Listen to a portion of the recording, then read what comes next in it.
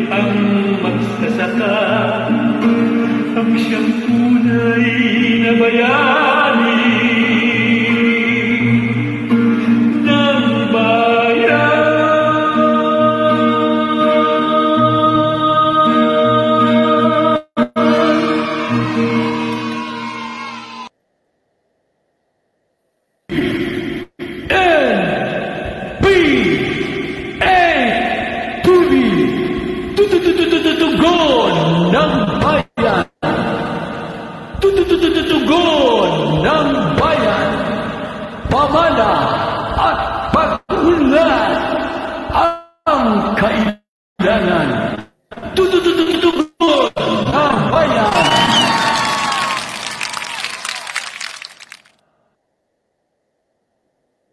Okay, mga kaibigan, gising na ba kayo?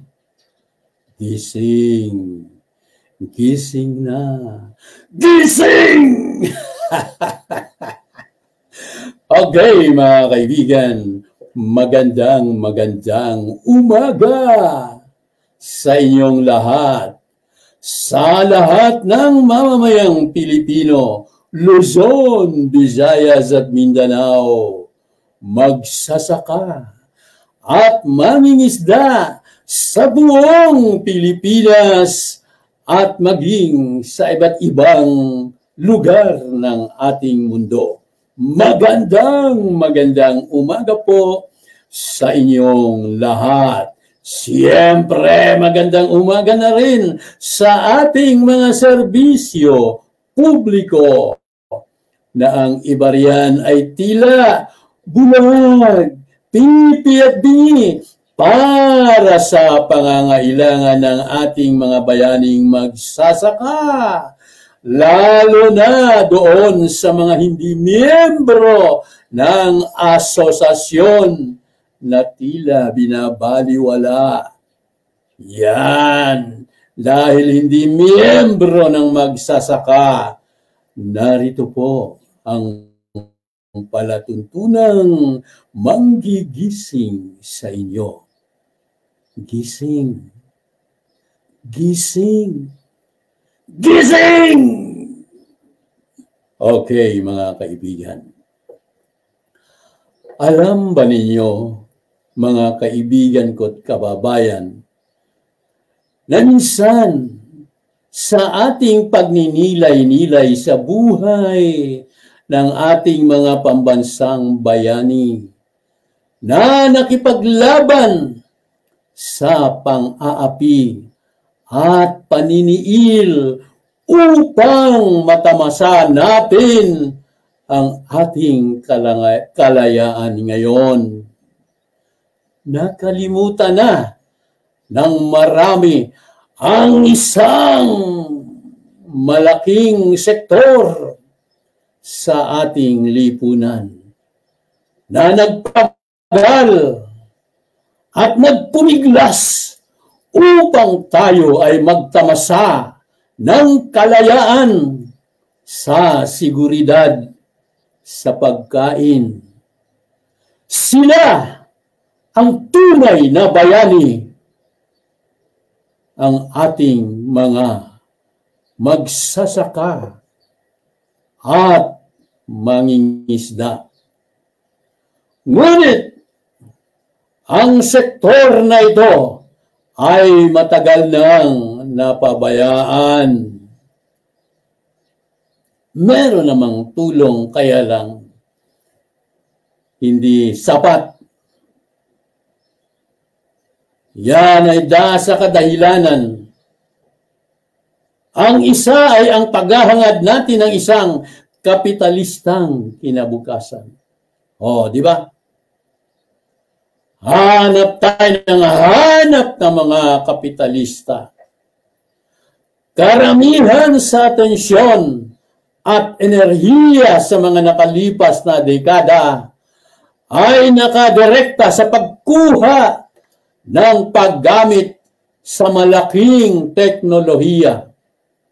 Pati na rin ang mga alalahanin sa lungsod at hindi agraryo. Kaya naman, mga kaibigan ko at kababayan, marami sa ating mga kabataan ang umalis sa kanilang komunidad, kanayunan sa paghahangad ng mabuting buhay sa lungsod. maging ang mga nagtapos ng ating mga paaralang pang-agrikultura ay lumipat sa mga lungsod upang kumuha ng mga trabahong hindi pang-agrikultura. Ngunit, kung ano ang nasasaksihan natin ngayon ay isang malaking hindi pagkakapantay-pantay. O hindi ba? Kasi ang ating mga lokal na opisyal ay nakatuon lamang doon sa mga asosasyon.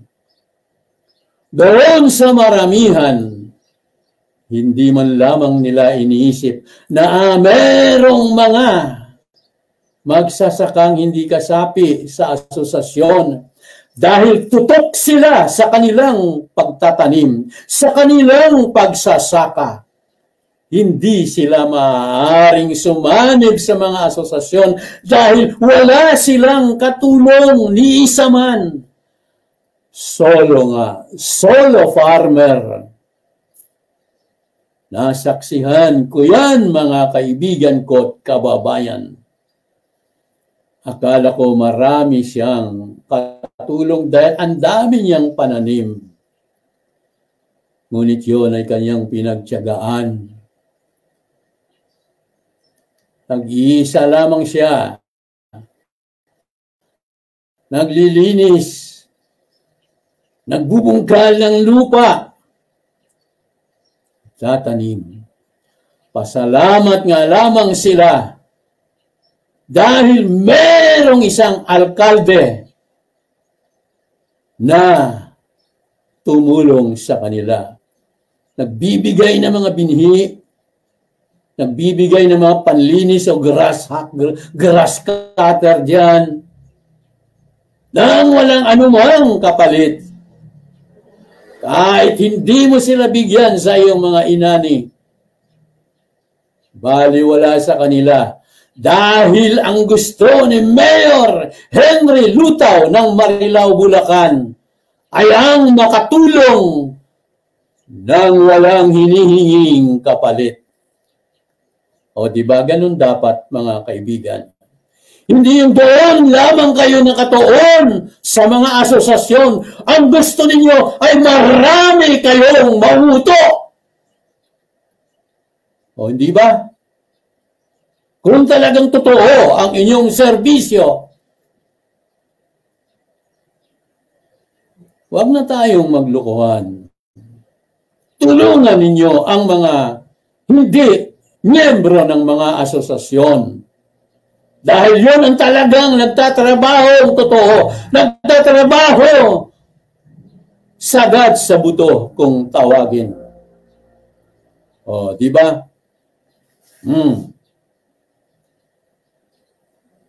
Sa totoo lang,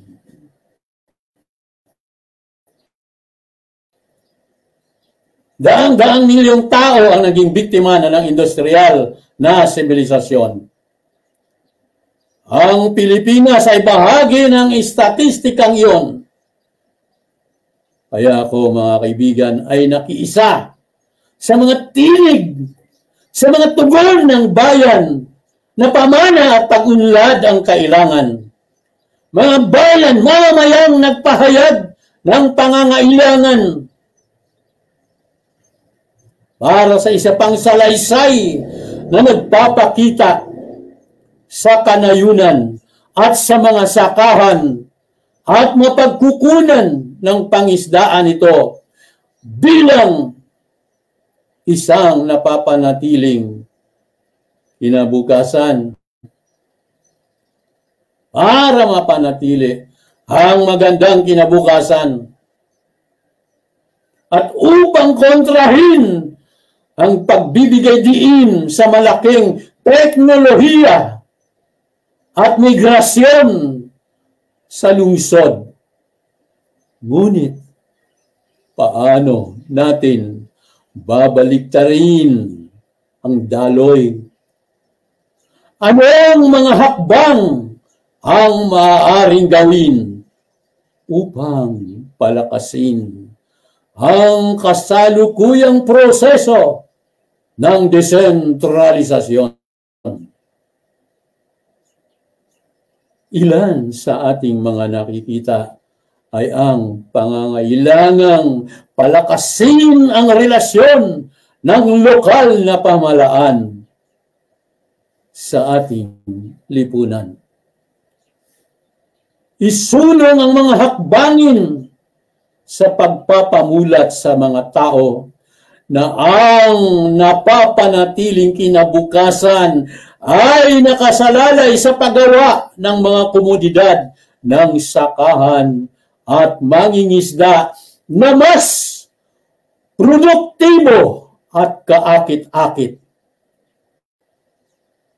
Binabago nito ang kasalukuyang paniniwala na ang matuwid na landas ay siyang naghihikayat sa mga kabataan na lumipat sa mga lungsod at iba pang mga bansa. Kailangan natin ng mahuhusay na mananalaysay na kukuha ng mga pagkakataon sa lokal na komunidad ng mga sakahan at mangingisda. Umaasa tayo sa palay, mais, tubo at isda. Ngunit hanggang ngayon, hindi pa natin nakakamit ang self-sufficiency sa kanilang produksyon. Kung ilalagay nating lahat ang ating isipan sa paghahanap ng mga solusyon sa kasalukuyang mga hadlang, dapat nating gawin ang unang hakbang. Magkaisa para hindi tayo mawalan ng kalupaang sakahan. Yun mga kaibigan, kasi yung iba riyan, sinasabi nila, di bale, gaganda naman ang ating bansa. Nagtatayugang, naglalakihang mga gusali. Nagagandahang mga bahay. Mabubuhay naman tayo at meron tayong mapagkukunan. Kaya nating umanggat sa iba't ibang bansa. Yon ang isa sa hindi magandang katwiran. Ang pag-aangkat ng mga kalakal, pag-aangkat ng mga kalakal sa iba't ibang bansa ay hindi nakagaganda sa ating mga lokal na magsasaka. Palakasin natin ang ating sakahan. Palakasin natin ang ating sariling agrikultura. O, di ba?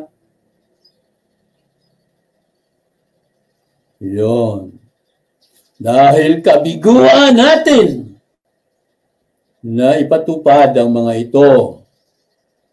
Dahil sa umiiral nga ng mga hadlang na sumasalot sa atin paglipas ng mga taon.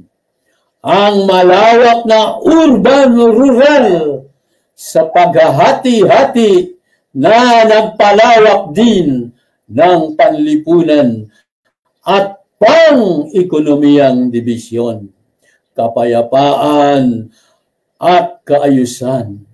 Kawalan ng kinakailangang political will at sa loobin ng marami. Ang kakulangan ng pagnanais na umunlad ng tama. Marami ang nawala ng pag-asa, mga kaibigan.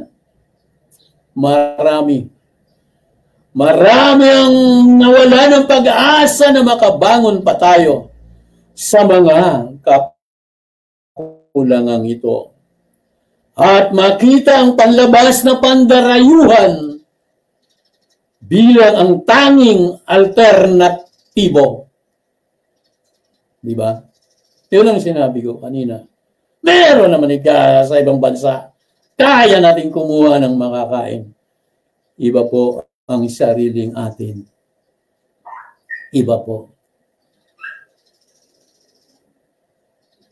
Kaya mga kaibigan, sana po napakinggan yung mabuti ang salaysay ko na ito. Ang salaysay na ito ng ating kasalukuyang estado ay dapat na baliktarin. Ang gawaing ito ay hinihiling sa bawat mamamayan. Tugon ng bayan ang sigaw ng mamamayan. Pamana at pag-unlad ang kanilang kailangan. Oh, di ba? Tutuusin yung ating mga magsasaka. Kung hindi nila iniisip ang ating kapwa, kaya naman nilang magtanim ng para sa kanila lang sarili. Oh, di ba? Lalo na yung may mga sariling lupaing maliliit. Kaya nilang magtanim. Tanong sasabihin lang nila, pakialam ko sa inyo. Basta kami, magtatanim kami ng para sa amin. Hindi kami magugutom. Eh kung gano'n ang gagawin nila, anong mangyayari sa inyo? Wala kayong makakain. Oo, sasabihin niyo, wala kaming pakialam, kaya namin bumili sa ibang bansa. Iba po ang sariling atin. Iba ang lasa ng produktong Pilipino. Tiyak mong babalik-balikan at hindi mo pagsasawaan. Dahil tunay ang ating kalupaan. Lalo na doon sa mga nakilala kong mga kaibigang magsasaka. Wala silang ginagamit na anumang mga huwad na pampataba ng lupa. Hindi natin alam kung saan ang gagaling ang mga ginagawang materialis ng fertilizer na yan. Hindi naman talaga uso yan nung araw. Siyempre, inabutan ko pang buhay ang aking lolo, ang aking mga lolo at mga lola. Kaya naikwento nila kung papaano magsaka ng tama na hindi masisira ang kalusugan ng ating kapwa. Wala yung mga spray na yan.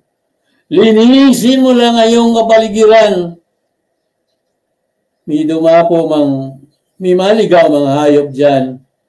Sasabihin lang noon, wala pala akong mapapala rito. Pupunta ako sa ibang lugar. Napakalinis ng lugar na ito. Hindi ako nararapat dito.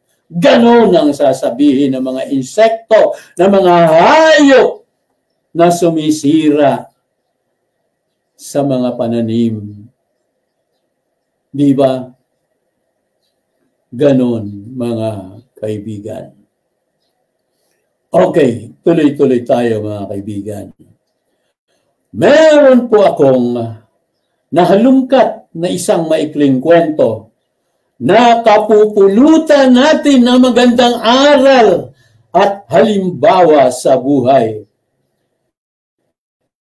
Ito ay ang Panaghoy ng Dagat, isang nobelang isinulat ni Rogelio R. Sikat. Ang nobelang ito, mga kaibigan ko at kababayan, ay tumatalakay sa mga suliraning panlipunan at pampolitika sa bansa, lalo na sa isla ng Mindanao. Mga kaibigan, ang kwentong isinulat ni Rogelio R. Sicat ay nagsisimula sa isang maliit na isla na kung tawagin ay Munting Buhangin. Dito nanirahan ang isang taong may paninindigan at pagmamahal sa bayan, mamamayan at kalikasan. Siya ay tawagin natin lamang na si San Diego. Isang mangingisda na may asawa at 2 anak.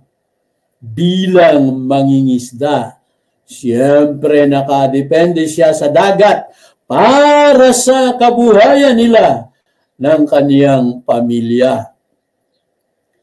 Masayang-masaya sila noon. Masayang naninirahan sa isang isla. Ganun din ang lahat ng naninirahan doon sa mga sagana sila sa mga lamang dagat na nahuhuli. Subalit sadyang mapagbiro nga ang tadhana. Ika nga, dahil nagsimula ang pagbabago sa kanilang isla, nang dumating ang mga dayuhan na nag-alok ng trabaho sa kanilang komunidad. Ang mga dayuhang ito, mga kaibigan, ay mga mamumuhunan na nagnanais na gawing turismo ang kanilang isla. Maraming residente ang nabigani sa mga pangakong trabaho at pagkakakitaan ng mga dayuhan. Ngunit may mga ilan na tutol dito, kasama na nga si San Diego. Dahil sa pagbubukas ng turismo, unti-unting nawawala ang likas na yaman ng kanilang isla. Ang mga turista ay nag-iwan ng basura at polusyon sa dagat na naging dahilan sa pagkamatay ng mga isla at isda at korales. Nabawasan din ang mga isda sa dagat dahil sa sobrang pangisda ng mga turista. Dagdag pa dito, nakikita ni San Diego ang pangangamkam ng mga dayuhan sa lupa ng kanilang komunidad. Pinipilit nilang ipatapon ng mga residente ng Munting Buhangin para makapagpatayo lamang ng mga proyekto na magpapayaman lamang sa kanila. Dahil sa kaniyang paninindigan, si San Diego ay naging biktima ng pang-aabuso at pananakot ng mga dayuhan. Ngunit hindi siya nagpatinag dahil sa pagmamahal niya sa kaniyang komunidad at kalikasan. Kasama ng mga kaibigan at kapitbahay, nagsagawa sila ng mga pagkilos para ipagtanggol ang kanilang mga karapatan. Sa huli, nabigo ang mga dayuhan na pasukin ang Munting Buhangin dahil sa matatag na paninindigan ng mga residente. Nakita nila ang pagiging magkakapatid, pagmamahalan ng mga tao sa komunidad, pati na rin ang mahalagang papel ng kalikasan sa kanilang kabuhayan. Mga kaibigan ko at kapatid, ang panaghoy ng dagat ay isang pangmatagalang pagpapahalaga sa kalikasan at mga komunidad na nakadepende dito. Ipinapakita rin ito ang kahalagahan ng pagtutulungan at pagkakaisa sa pagtatanggol ng mga karapatan at kabuhayan ng mga tao. Yan ang dapat nating gawin, mga kababayan ko at kaibigan. Ang magkaisa at hadlangan ang mga ngangkam ng ating sakahan at lupain. Okay, mga kaibigan, sana ay inyong napakinggang mabuti ang aking isinyer sa inyong maikling kwento na isinulat ni Rogelio R. Sicat.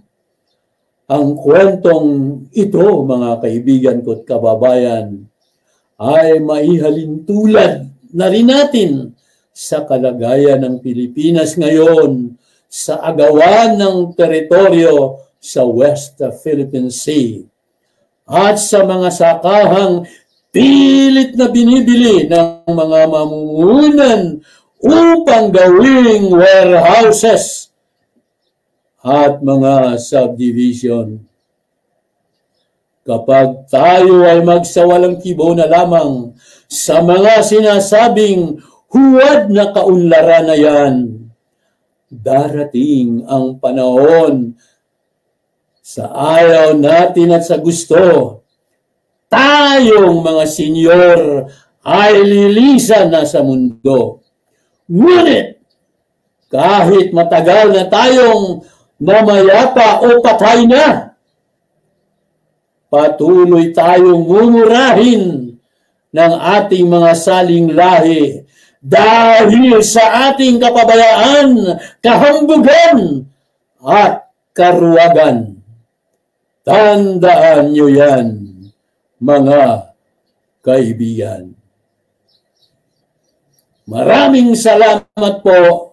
Sana po ay naitanim nyo sa inyong isip ang lahat ng aking nabanggit, ang aking naikwento sa inyo. Dahil napaka-importante po na manatili ang ating mga sakahan at para sa mga lokal na opisyal. Tandaan po natin, nasa paisa-isa ang tunay na pagtutulungan, ang tunay na pagbibigay ng tulong, hindi doon sa pangmaramihan lamang. Dahil kapag ang isa ay inyong binisita at kinumusta ang kanyang pagsasaka, baka tutulo ang inyong mga luha kung talagang totoong kayo'y tunay na publiko serbisyo. Dahil makikita nyo ang hirap nila. Solo-solo nilang ginampanan ang ibinigay sa kanila ng Diyos Ama na tungkulin upang ang mamamayan ay merong makakain. Maraming salamat po. Hanggang sa araw ng Biyernes po. Muli, TNB 8, tugon ng bayan, pamana at pag-unlad ang kailangan.